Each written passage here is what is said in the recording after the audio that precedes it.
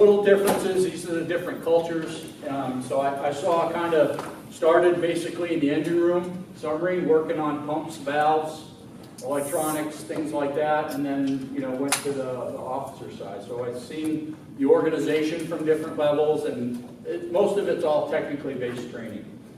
During that time, I did a lot of classroom instruction. I did about 6 years total of being a classroom instructor in the Navy. Curriculum design, exams, things like that. So that's kind of where I came from. I also did some consulting work when I got out of the Navy. I retired in 2014. I built a training program for a boiler house. Did a little stint at Rockwell Automation when I was trying to, in the Navy you called it get your sea legs, is like you're trying to figure out what you want to do, and then ended up in water. Great thing I like about water is there's a mission there. It's kind of like the Navy. There's a purpose. You get up and what you do impacts the people around you, impacts society. It's important, so that, so I think I'm here to stay. So I like what I'm doing. A little bit about us. We are smaller than you, but we are growing. We are big. So if you don't know about Gwinnett County, we've kind of, ever since about 25 years ago, they've doubled in size, population-wise, every about 5 or 6 years. So we're just under 1 million. Last census was 940,000 or so, getting close to 1 million people. And if you travel around Gwinnett County, they're starting developments again. They're starting to gear up and everything. So 2 water filtration plants, 3 water reclamation plants, 8,000 miles of piping. So the biggest thing was growth and change, technological change, going from small package plants to kind of super plants with advanced treatment and things like that, going into SCADA technology, more computer-based. So that world changed around the employees. So really you had, ladies and gentlemen off the farm, basically. They worked in the rural areas. They came to water. They worked in those areas. At that time, there was only 8th grade education. A lot of those folks are still in the organization today. So we've kind of changed the organization around them. So what that means is all that change means we need to train differently. Okay, we need to install things around. So what we kind of did is back around. So I was hired in end of 2015. It'll be 3 years in October. A little bit before that, earlier 2015, the organization embarked on what's called an Employee Skill Development Program. I refer to it as the ESD program. But the big goal was to hire and retain the best quality people. So at the time, the organization was committed. They didn't know what exactly that meant. At the time, they just wanted the best people. They knew in order to have the best plants and have them run and take care of our citizens, we need to train the best people. So they embarked on this journey, and it was kind of not well defined at the beginning, right? Operate and maintain our plants, address skills needed for rapidly technology changes. Also, they knew a bunch of people were about to retire. I've heard it's like in the next 5 years, it's 40% of the workforce is eligible to retire, right? Sound familiar? These things are happening all across the country. It's not just in water. It's not just in Georgia, okay? So kind of what they set out to do was create a accomplished or company-based career progression. I'll kind of define what that means, but kind of set a system of rules where you could come into a career at the ground floor, at the 1 level, and move up through a career path, a well-defined career path. And that's basically what we did. So we actually hired a consultant at the time. They started us off about the first year at Brown and Caldwell. You've heard of them, but they helped us put this together, helped with the communication strategy and things like that. So this was the old way. So here's your career progression. Here you're coming in as level 1. You're a trainee. This happens to be our warehouse folks.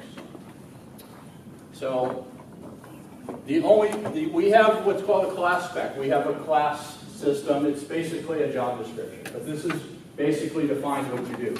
The only thing that is written that's competency based on the class spec for warehouse is a forklift certification. So all you had to do was go from 1 to 2, you had to get that forklift certification, and you would PROMA, which means promotion automatic, which means you do that one competency thing, and you go up to level 2. After that, everything, all the green, you needed an open position for, and it was basically interview-based. There's nothing else. The job description said what you needed to do. It said, where you would work and what you would do and certain job skills, but it didn't really say what you needed to do to be successful in that job. Right? So what happens is, through this system,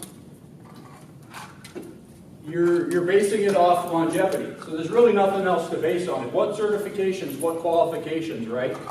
So what basically happens is, or the result of this is you kind of get uneven results at the end of it, right? Because you don't really know what's required to get up here. What happens at the 3 or 4 level? How did those people interview? They interviewed. We all know interviews are kind of subjective, right? We didn't really have a lot of objectivity in it. So what happens if you move up the chain and 2 people move up together and this guy's been doing a great job and we want to reward him. Bob's been here for 15 years. He's a level 3 and we just want to reward Bob. He's kind of stuck it out and he's been here the longest, so we're going to make Bob the supervisor. Sounds good, right? Everybody's happy. Bob's happy. Right? Well, what if Bob needed to operate or supervise a backhoe, and Bob never got trained on the backhoe? We never said Bob even needed a backhoe. Bob just got up there. He was doing a great job on the water main, but never knew how to operate a critical piece of equipment. And now he's a supervisor of that. He doesn't know anything about a backhoe, right? So what happens is when you don't have clearly defined things for these levels, you get random results. You may get good results, but you may not. You may get good results in one group, but not good results in the other group. So you don't have any standardization. You don't have anything defined very well. And the outcome is you're just kind of praying that Bob's going to be able to do this job. And we're really not setting him up very well. So this is kind of another way of looking at it. And these are this is a field crew example, another example. You have a level 1 apprentice coming up. For these folks, the old way is all they needed to do for a construction crew person, all they needed to do was get their commercial driver's license. And then they went up to level 2. But then you would have a lead position. So here would be a crew of 3 people, usually crews of 3 or 4 people, and then you'd have a supervisor who would have over the crew. So you may have 2 jobs going on. You have a lead at one job with these 2 employees. Supervisor may be at the other job, so the lead's got to kind of fill in. I don't know if this sounds familiar to Atlanta, and then you have a coordinator, kind of more of a desk job type thing, but again, you're doing all this, but people are going up this, and we're not making sure if the lead is acting on a job site with 2 employees, they got to have some communication skills, right? If the supervisor's not there, they got to be able to assign work. They got to be able to prioritize a little bit, right? Did we give them any tools to do that? No, not really. They just got there. We didn't train them to really do anything to handle that situation. Same thing even with the supervisor. We didn't do, not only they need to be technically strong, but in this area, they need to start being able to communicate. They need to be able to separate themselves from the employees. They're not quite the peer anymore, are they? Right? They're going to tell, Mary and Steve what to do. So now they got to be able to do that, right? So they need some skills to do that.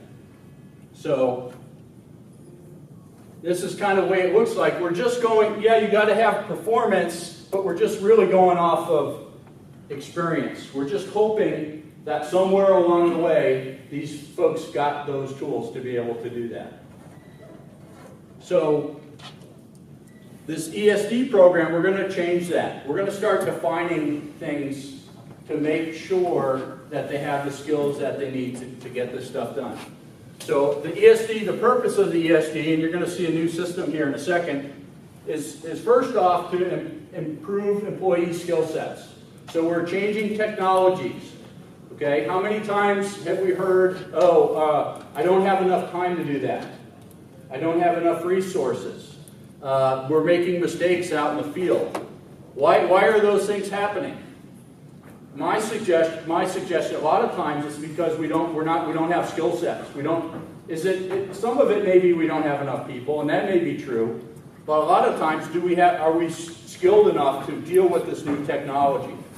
Are we TVing, sewer, and did we do enough training that people know what they're doing when they're doing this, right? So we're going to address that. Operational flexibility. If we raise the skill of folks, we can, put them in different situations and with a reasonable chance of success. Because they have skill sets or multi-skilled, you're not going to have a situation where you're training everybody the same in the same levels. You're going to be able to move them around and put them in different situations and know that they can do that job. We're going to strengthen employee knowledge and autonomy. We're going to address leadership development. Okay, we're going to talk about leadership, where they need to start getting those leadership skills, and also employee retention. So we believe that if we train them, we have a good training program. They're going to want to. They feel like they can succeed, that they're going to want to stay. So they're, kind of the elephant in the room is the wage issue, right? It's like, how do we keep employees? And that's definitely part of the equation. But really, I can't really control that. So kind of my mantra, I guess, is if I train them well enough, they're going to stay. And if they do leave, if I have a good training program, I'm going to have 2 people waiting to come in to get trained, right? So try to if you have a successful training program, make it a vacuum where this is a place where people want to come to get skills, because they know they got a career path, they know they can get training. And then we'll deal with the money issue later. So now, what a new system would look like is, instead of just the one promo level, we can go up another level. So we can go up. So let's start putting more meat into these areas. So we have certain basic trainings, and I'll get into this in a little bit more detail, basic skills, and we're going to start giving a qualification card. We're going to have a sign-off card. What are those things, what are those skills I need that person to have? If it's a person out on a crew, what pieces of equipment do they need to operate?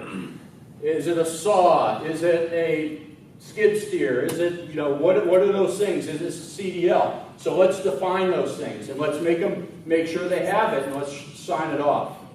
Once they get that, and they get the forklift, they're going to start another qual card. But that's going to kind of trigger HR to say, hey, I've met the requirements of the next level, and then you can go to that 1 to 2 level. And then you can keep going, so that you don't have to stop there. All based off competency, we're going to define the next level of performance. So before, all I needed was to get that forklift license to go 1 to 2. Now I can go 1 to 2 to 3, all based off of competency. So now I have another step I can go. So instead of just that one step, now I don't have to wait for somebody to move on or somebody to retire. I'm hiring at that position. So I'm hiring funding-wise and money-wise. I'm hiring a 3. I'm downfilling him. I'm putting him in as a 1, and I'm allowing him to step up if he or she gets these skills. Okay, and I'll talk more about these skills. But at some point, you're still going to need that leadership and development, leadership and management skills. There is going to be some subjectivity to it. So we still do have an interview process. So we can't go all the way up to manager of the group without interviewing. We used to say in the Navy, we need sailors too. Everybody can't be an admiral. We need some sailors, right? We need, we can't get everybody. Everybody can't be a manager. In this world, everybody could be a 3, though. The only level they have to go 1 to 2 in 2 years. If they want to be a 2, they can stay at a 2. If they don't want to be in charge when the boss is gone, then they can actually stay at a 2 in this world. But you have the ability, nothing's stopping them to be a 3 on their own. So what if everybody became 3? Is that good or bad? It's good. That's what the organization wants, right? You want a bunch of highly qualified people and stuff like that. As long as you can pay for it, as long as you can fund it, and you've already done that, you've budgeted, you said, I'm budgeting for everybody to be a 3, as long as that's okay, that's actually what you want. That's good for the organization. All right, so here we've added new qualifications. We have an APIC certification for our warehouse folks. That's an external certification. We went out and we went to the APIC folks and we said, hey, what do we need for our folks to be good at warehousing and logistics? And they said, hey, why don't you do this certification? So we're adding value through them. We're thinking outside of the world. We're getting an external certification. We just finished up our first course of that, and there's 4 people that are getting ready to do that exam for the first time. Okay. And then we start introducing leadership and management courses. So you're building those skills, you're building those requirements as you go up. So you're defining what they need. So here's kind of what it looks like now. Instead of relying just on performance and experience, we're gonna put in technical knowledge. We're gonna make that a requirement through our qual cards. We're going to add technical depth here. So the technical breadth is we're going to expose them to a lot of things. When they're an apprentice, they're going to be shown a lot of stuff, but they're not going to be masters of anything. They're just going to get a lot of exposure, right? And then we're going to stick them on a crew. And they're going to go on like a water or a sewer crew, and they're going to learn preventive maintenance or corrective maintenance. So that's what that technical depth is a qual card for that. It's all the skills they need to get signed off by their boss.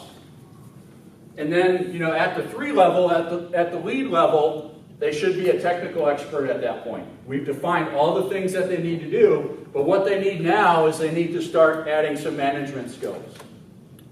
And then going up and over the level supervisor, now you're going to get influence skills, you're going to get leadership skills. Okay, so what does that look like? Well, a little bit about the timeline here before we get into the details. So we started this in 2015. Like I said, Brown and Caldwell kind of gave us the framework for this. But it really needs to be an internal effort to kind of define this stuff. You can't really have somebody coming in and telling your organization how it needs to run. You kind of need to do that yourselves. So you may need some help. You may need some structure, you may need things like that, but you need an internal, there has to be an internal force, champion, whatever, that pushes a program like this along. So the basis with this was the progression path. It was that progression path. And what we did is we made these working groups, and I talked about this morning if you weren't here. We kind of did a gap analysis. We said, okay, what are we doing now? What are the things that work? Let's keep those things. Where are we having issues? Where are we having problems? Where do we need to be stronger? Let's define those things.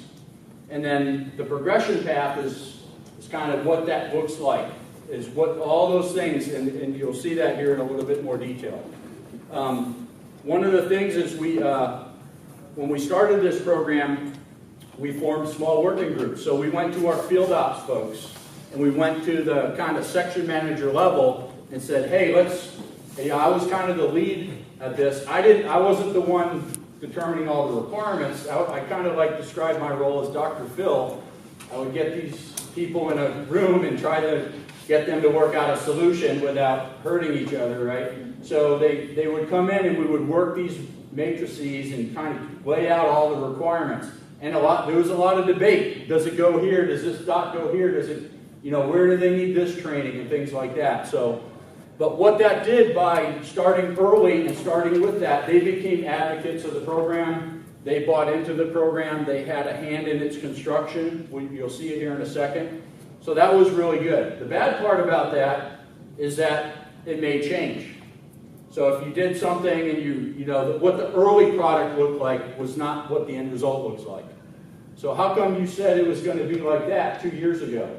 Well, because that was 2 years ago, and that didn't quite make the cut, you know, for various reasons. So, qual card development, we'll show you some examples of that. Communication plan, that's a big thing. How do you roll this out? I mean, 600 people is a lot of people. 1,400 people is a lot more, right? How do you get everybody on board with that? How do they understand it and trust and know what you're doing? Right, so there's a big communication plan behind that. 2017, last year was a lot of, I was still doing all the working groups, but I was talking a lot with HR. We were getting a room, and how are we going to do this? What type of controls are we going to put in place? How do you take the organization and put all these new requirements on them, and everybody, you know, how do you control that and get it to work, right? So I'll show you that. We created some new tools, individual development plans. We have a tracking system. If I showed this, I'm going to show this in pretty good detail here this afternoon, but you got to be able, if you're going to have a competency-based performance system, you have to be able to track your competencies very well. You cannot, everybody has to agree on who's qualified what. The employee, the manager, HR, everybody. You have to have a common airtight system that locks that down. If you can't agree on who's qualified what, this is not going to work very well. And then 2018 is we are starting to roll it out. These are some of the county's investments that they've made. They hired me. There was one predecessor before me. So that, I think the first person was 2014.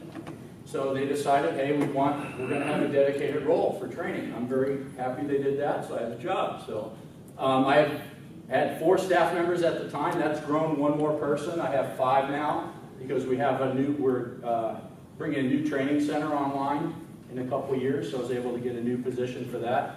But basically, there's myself. I have 2 administrative folks with me. We call them ASA 2s. And then I have a training coordinator, kind of my operations person. They run my schedule and help me coordinate my vendors and things like that. We had software in place. We had SAP. That's your equivalent of Oracle.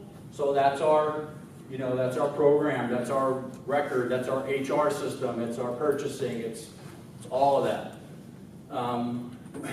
We built an LMS. I'm going to show you that. So that's our tracking system, our learning management system. How to individually track a person, how to apply, what do they need to do, and then track it. When they do it, be able to make it all work and track it all.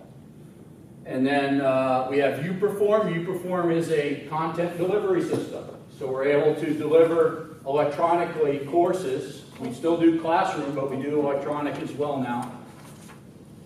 We have a computer lab. We have a dedicated computer lab. It's not mine totally, but we have access to computers. Not everybody has a computer, but we're getting better.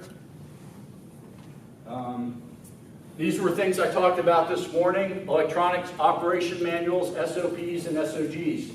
Just like owning a car, you've got to have an owner's manual. How can you operate a water or wastewater plant if you don't have like an owner's manual? You actually need more detail. You need it more like a shop manual. And you need procedures to do things the right way. Right? And when you have those things, you can build a training program off of that. If you don't have those things, it's hard to train people if you can't even agree on what the right information is. So those are key building blocks, and we kind of emphasize that this morning. We use a combination of in-house and external vendors. So what's the right combination for you? I don't know. I do keep track of numbers very closely. I do know what it costs. It's probably overall, it's probably cheaper to go to external vendors, depending on what you're talking about. But you may want to have some in-house training capability. We do have in-house capability too. Now, if you have in-house, you control curriculum. You may want to keep a certain expertise on your staff, things like that. So those are really things you have to decide. I don't really think there's a right and wrong there. It depends, it's what's right for you. So we actually use kind of a combination. And then we're investing in a training center. So we're doing our 30% design review next Monday, which is kind of exciting.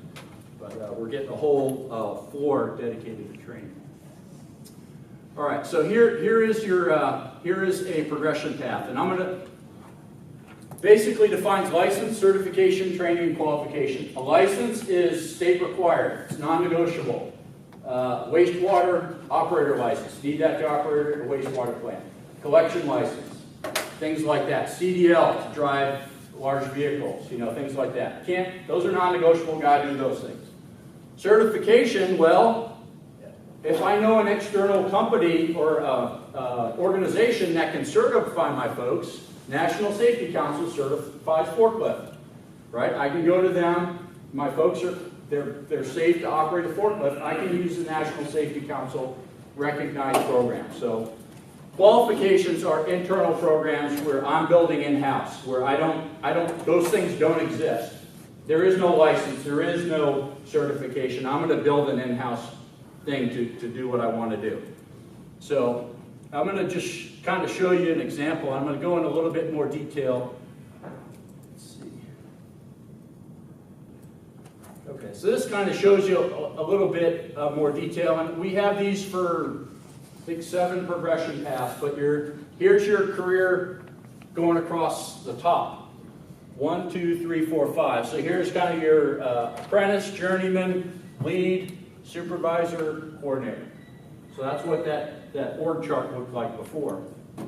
So we're deciding in here, and this was all those working groups, where do we need our distribution and collection license? So here at the 3 level, they need one of those, and it depends on where they work. They need that license. Why? Because they're a lead. They can be on a job site in a water or sewer system by themselves running a job. So they need to have that license, right? When you're at the supervisor level, we got to have both those licenses. Why? Because they could be at either job site, right? So things like that. So we went down, things like that. Here, these are licenses. These are kind of non-negotiable. We have flagger. That's a certification. We want them to have flagger. At some point, we want them to have traffic control supervisor thing. So what we're doing is we're sequencing when these requirements should happen and where they need them. Here's our qual cards. So we talked about those this morning, but these are sign-offs. So these are things they're doing in the field. I'm operating the quick cut saw. Get that signed off by my supervisor. Right? I'm seeing certain types of jobs happening and things like that. So we got different levels of qual cards we're doing. And then we have these leadership and management courses here. Some of them are offered by Gwinnett County. So we're taking advantage of some of the trainings we already have. Some of them, these are what I call electives. I go through external vendors for that. What is management? We can manage different things, right? We can manage time. You can manage money, you can manage schedules, resources, stuff like that. So what I do is I offer kind of a buffet of different courses and let them choose what they need. So they got to get these every 2 years, and there's different levels that they have to do. So these are the things that they need to stay in the level. So when you're moving up, when you're in this level, you're trying to get all the dots filled for the next level. And then if you want to get to the next level, you got to get all those dots to get to the next level. Okay, so that's kind of, I know there's a lot in here, and I can provide these to you. You kind of get into the details, and there's 7 different career paths we do this for, so it's quite a bit. This took a lot of working groups, sitting down, just sometimes moving one dot, one column over was a big deal, right? So there's a lot goes behind this. This is not how we started, by the way. What it was 2 years ago and where we are now went through a lot of different filters. It went through the HR filter. It changed when it went through that filter and everything. So it took a while to get there. So this has to, in my opinion, you can't outsource this. They helped us get it started, But you have to go through this with your groups to figure out what those requirements would be. Okay, so these are examples of qual cards. So I'll pull one of these up too. So, but a level 1 qual card is just exposure. You're going to go to each type of job. You're going to see and all you're really doing is watching the job, and you're going to get experience on what it is to be like in the field. Then the level 2, you're going to get put on a crew. So the level 2 depends on what crew you're on. If you're on a stormwater corrective maintenance crew, you're going to go somewhere where a stormwater pipe busted, and you're going to see all the stuff that goes along with that. And then level 3, it could be even advanced, or it could be where you're getting multiple. Now you're on 2 different crews. So I got one in stormwater, I got one in drinking water, something like that. Like how long are you in level 1 before you advance to level 2? So it's probably typically, it should take less than 6 months. We have a 2-year probation period, so technically they have more than enough time. They should get it done in about 6 months. So just to show you, I'm going to show you a little bit of detail on a qual card. So on your warehouse qual card 1, you're just going to do. We send our warehouse folks. We want them to know the jobs that they serve. So we send them out and go sit on the crew for a week and go on these different crews. And they don't really have to do anything, but we just want you to go observe because you're going to supply the parts for those crews. So we want you to see what those crews do. So that's really all they do on a qual card 1. Qual card 2 is they start talking the management tools. They start getting into the software, their inventory control. Packing and shipping, things like that. At this point, they're still kind of working under somebody, but they're starting to learn the details of the job. And then our qual card 3 is where there's a lot more involved. At the qual card 3 level, they can actually go and work at a remote warehouse. They can be independent. So they have more things they have to understand. And basically what they're doing is they're getting these items signed off. And they're getting checked. Yes? Now, the supervisors rating these individuals or just checking. I understand for certifications and license, you're going to get that. But then let's say someone in plant or, in-house type of training. Is there someone qualified enough to say, yes, he or she, this person is sufficient or efficient at this task? Or, okay. So is there a rating to say, yes, there isn't a score per se, but I'll give you an example for the water plants. When they get done a certain section, they'll get signed off. Let's say pre-treatment. They'll go through the entire pre-treatment process. They'll get signed off. They can do everything, and then once they get done a process, the manager will sign off that they'll do a walkthrough of the system with that person, and they sign off that they're good on that system. So what happens is basically you're having the manager check not only the employee's knowledge, but you're checking the supervisor that they trained them on. So it's not quite a scoring system, but we had talked about potential of having oral boards in the future where you sat down with a group of operators.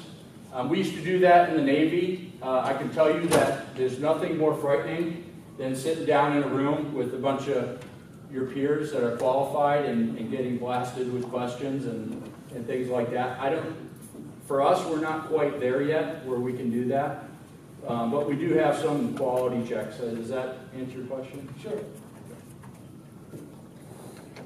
So that's the qual card. So basically we said, hey, we've given them time. So now the question is, how do you convert the organization? So we're giving them time to do that. So we're going to go through a process here where we're going to assess their knowledge and skills and give them 2 to 4 years, up to 4 years to get to where they need to be. So these are the current employees. All our training it has to be documented, it's in SAP. So if it's not in SAP, they didn't do it. I don't care if your dog ate it, I don't care whatever the excuse is, needs to be in SAP. So all licenses, qualifications, trainings needs to be in SAP. So what we were doing with the employees is we're doing a skill assessment process. We're basically doing a gap analysis. These are all the things you need at your level. It's all listed out there. Do you have it or don't you have it? It's yes or no. Do I have it documented or do I not? Yes? Okay, you're good to go. No? We're going to need to do that in that 2 to 4 year time frame. So this becomes we're calling this our skill assessment worksheet. That, and we're tracking it in SAP. I'm going to come back to this in a second. So it all should be, what they have here should be documented, and this is our learning management system. And I'm going to go into much more detail of this in a second. So we did the gap analysis. We said, here's what you need. Here's what you don't have. Let's build a development plan for you. So each person has a specific, every employee who's going through this has an individual development plan. So we're going to make a bunch of goals. So we're going to, all those no's that they don't have, we're going to start listing them down there. And we're going to create a plan for them to, so everybody has a plan of success. We're not leaving anybody behind. We're not forgetting anybody. Everybody to the person is going to have a plan. We're going to break up those goals for them. We're not going to say, hey, if you got 2 years to do these 5 things, let's check it in 23 months. And then, no, we're going to say, hey, in the first 6 months, let's do these things. In the next 6 months, let's do these things. So we're going to make them kind of a plan to get them to where they need to go. Here's a SMART goal, for example, complete a APICS CLTD certification in 3 years. Again, we don't want to, that's the requirement. The goal should be, hey, let's complete 25% every 6 months. And let's get done a year early, right? Let's not even get to that 3 years. Let's make a goal to get to, that gives me a year to adjust if something doesn't go right? So here's the tracking of our progress. We're going to do monthly reports. So this is what my training team does. And we follow, that's admin, excuse me, not AIM. Admin teams follow up with the admin team. So you got to understand, when we're lifting up we're creating more for our employees to have to do, right? This is a big change for our management as well. We need to train our managers to care about our employees' development. They may not have done that before. It could have been just do your job, right? And a lot of managers, they're not thinking about their employees' development. We need to train them to know what their employees need, and we need to train them to make sure that they're helping them get to where they need to go. We need to make sure they're getting the time to do that, stuff like that. So this is part of our training. We need to train management to support this program as well.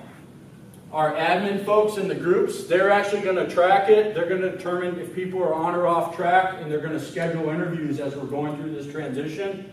And then the section manager is monitoring the progress, conducting interviews, things like that, to find out how the employee is doing, right? So this is really about training our admins and our management to manage differently. We have progress sheets. So all of it, where all this came from is HR needed for us to know we are taking care of our employees. We're tracking them. We're giving them a plan of success. We're going to track them. We're going to track their progress. So they needed to have a good comfort factor. This is what I was doing last year. We were building these tools, these controls, so when we're not going to leave anybody in the dust.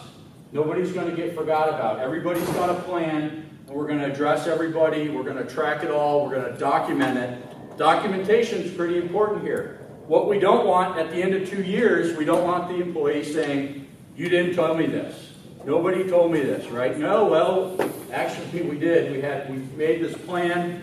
You were part of it. 9 of your, contemporaries finished on time. You were the 1 out of 9, and it's all documented, right? So that's what a lot of this is all about. And we were talking earlier with some of the groups, this is not something you want to roll out en masse. We started with the warehouse, and we're rolling this out now. We're gonna prep them, we're gonna train them, we're gonna do the skill analysis, we develop their plans, and then you start giving them these tools. They actually, this is kind of our pilot group, and a lot of them are doing the training. We actually haven't turned them actually on yet. We're kind of like right here with these folks. But they knew about this coming ahead of time. They have access to the new system, and they're already getting a lot of the training done. But my point here with this is we're learning things as we go. So we're taking these 13 individuals, and then we're going to learn, and then we're going to start going to different groups. So start improving the process as we go. I'll show you a little bit about the LMS system. Okay, so this is an SAP. Remember I talked about the tracking system. If you can't track it, you can't agree on it.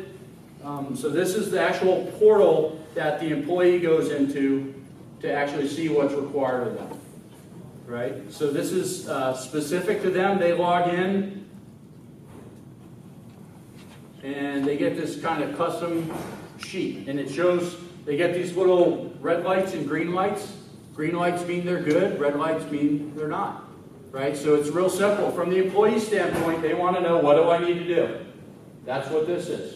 There's also a tool here is, what do I need to do to get to the next level? And that's about it. That's really about all they want to know on a day-to-day basis, right? So we have an alert section on the top. Tells them when something's coming within 60 days due. We have kind of a summary, a roll-up.